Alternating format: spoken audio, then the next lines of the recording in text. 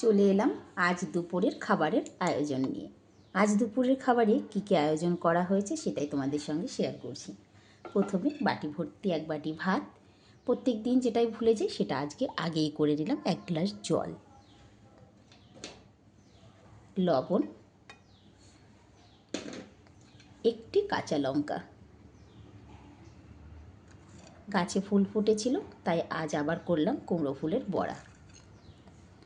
গতকাল ডালের সঙ্গে ছেলেদের লঙ্কার পাকোড়ি খেয়ে খুব ভালো লেগেছিল, বলল মা আজ আবার করবে, তাই আজ আবার করলাম লঙ্কার পাকোড়ি।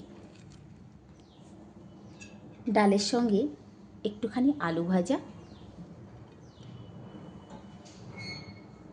এই যে ছেলেদের তো ডাল না হলে খাওয়াই হবে না, তো প্রত্যেক দিনই ডালটা থাকেই। উচ্ছে আলু আর মাছ দিয়ে একটি সবজি, কাতলা মাছ দিয়ে উচ্ছে আলু দিয়ে রান্না হয়েছে। আর আমার ছাদ বাগান থেকে আনা পেপল শাক আলু মাছ দিয়ে একটি সবজি। এই হলো আজ দুপুরের খাবারের আয়োজন। আমার আজ দুপুরের খাবারের আয়োজনটা কেমন হয়েছে অবশ্যই একটি কমেন্ট করে জানাবে।